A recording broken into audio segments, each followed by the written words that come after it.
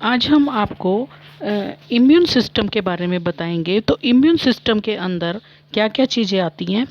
सबसे पहले आते हैं लिम्फॉइड ऑर्गन, दूसरी चीज़ है टिश्यू सेल्स और तीसरी चीज़ है एंटीबॉडीज़। तो इन सब से मिलके हमारा इम्यून सिस्टम बनता है। सबसे पहले देखते हैं कि हमारी बॉडी के अंदर कौन कौन से लिम्फॉइड ऑर्गन पाए जाते हैं और लिम्फॉइड ऑर्गन कहते किसको हैं। तो ऐसे ऑर्गन जहाँ पर जो लिम्फोसाइट्स है उनका प्रोलिफ्रेशन और मैच्योरेशन हो। अब प्रोलिफ्रेशन और मैच्योरेशन क्या है? प्रोलिफ्रेशन मीन्स पैदा होना और मैच्योरेशन मीन्स मैच्योर होना। ठीक है, तो ये जिन ऑर्गन्स के हमारी बॉडी में जिन ऑर्गन्स के अंदर लिम्फोसाइट्स का प्रोलिफ्रेशन और मैच्योरेशन होगा उनको हम क्या बोलेंगे? लिम्फॉइड ऑर्गन्स बोलते हैं। अब ये लिम्फॉइड ऑर्गन टू टाइप्स के होते हैं, प्राइमरी और दूसरे हैं सेकेंडरी। प्राइमरी लिम्फॉइड ऑर्गन में बोन मैरो और थाइमस आते हैं।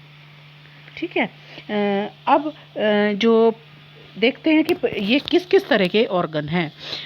प्राइमरी लिम्फॉइड ऑर्गन जो है, यहाँ पर जो इमेच्योर लिम्फोसाइट्स हैं वो डिफ्रेंशिएट होके एंटीजन सेंसिटिव लिम्फोसाइट में बदलती हैं। तो क्या चीज़ हो गई कि जो लिम्फोसाइट्स हैं यानी कि WBCs हैं वो बनेंगी तो बोन मैरो के अंदर। ठीक है, और बोन मैरो में बनने के बाद अब बोन मैरो क्या है पहले ये समझ लो।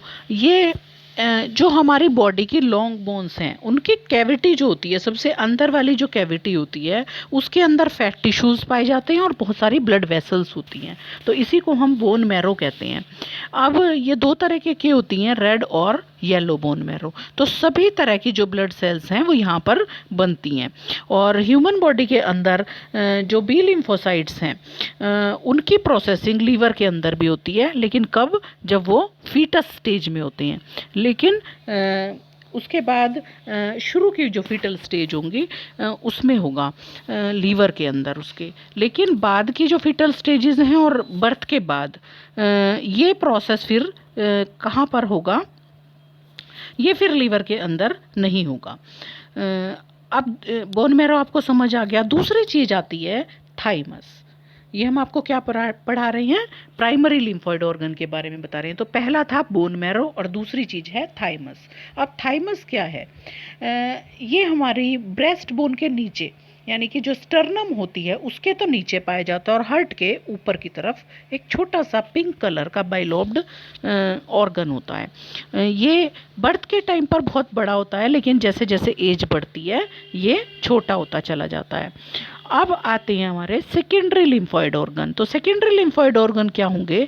जहाँ पर बी लिम्फोसाइट्स का मैच्योरेशन होगा और वो साथ साथ टी लिम्फोसाइट्स का भी, और वो वहाँ से क्या होता है कि ये बने बोन मैरो के अंदर फिर प्रोलिफरेट हुए किसके अंदर? प्राइमरी जो हमारे लिम्फॉइड ऑर्गन है। तो मैच्योर होने के बाद ये माइग्रेट करके सेकेंडरी लिम्फॉइड ऑर्गन तक जाते हैं, जहाँ पे फिर ये क्या करेंगे कि इनको मेनली वर्क प्रोवाइड कर दिया जाएगा, यानी कि इनका डिफरेंशिएशन हो जाएगा। और सेकेंडरी लिम्फॉइड ऑर्गन में क्या क्या चीज़ें आती हैं? हमारे लिम्फ नोड्स आते हैं, स्प्लीन आती है, टॉन्सिल्स आते हैं, पियरे पैचेस आते हैं और माल्ट आती है। अब ये जगह कहाँ कहाँ पर हमारी बॉडी में प्रेजेंट है?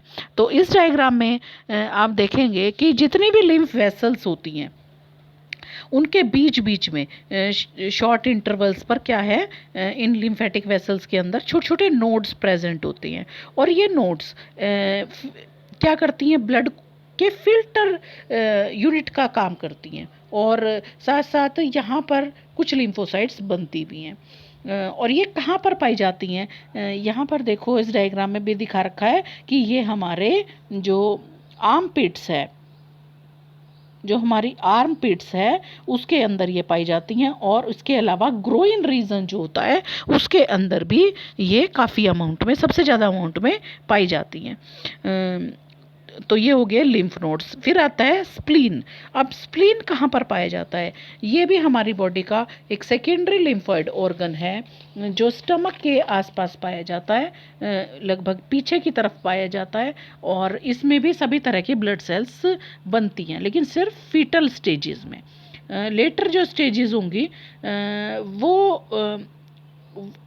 But in later stages it produces only lymphocytes. क्या होता है कि कौन से ऑर्गन के बारे में बता रहे हैं, स्प्लीन के बारे में हम आपको बता रहे हैं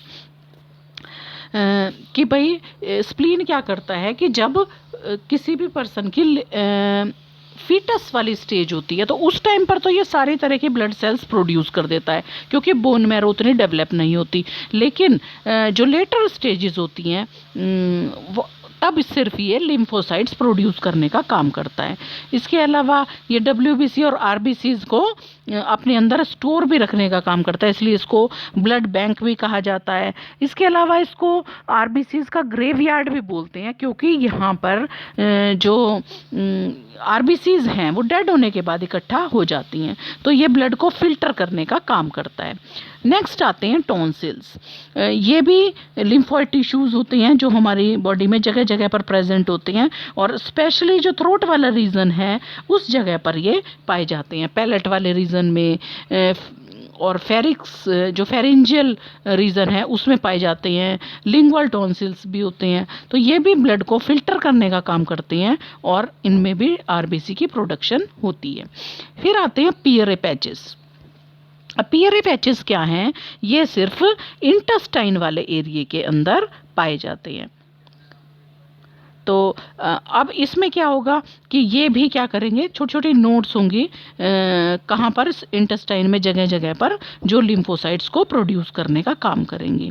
फिर आता है माल्ट। अब माल्ट क्या है, माल्ट है म्यूकोसल एसोसिएटेड लिम्फोइड टिश्यू, यानी कि जितने भी हमारे ट्रैक्स हैं, जैसे रेस्पिरेटरी ट्रैक हो गया, डाइजेस्टिव ट्रैक हो गया या यूरिनोजेनाइटल ट्रैक हो गया, तो वहाँ पर क्या पाया जाता है, म्यूकस की लाइनिंग पाई जाती है। तो इसी को हम फिर क्यों बोलते हैं, माल्ट बोलते हैं। और ये हमारी बॉडी का लिम्फोइड टिश्यू का एक काफ़ी बड़ा पार्ट कॉन्स्टिट्यूट करता है। तो ये हमारे हो गए फिर सारे के सारे लिम्फोइड ऑर्गन्स। और कितना पार्ट कॉन्स्टिट्यूट करेगा माल्ट, लगभग 50% हमारी बॉडी के जो लिम्फोइड टिश्यू हैं उसको ये कॉन्स्टिट्यूट करता है। तो ये आपका लिम्फोइड जो ऑर्गन्स हैं वो टॉपिक कंप्लीट हो गया। अब कल हम आपको एड्स के बारे में बताएंगे।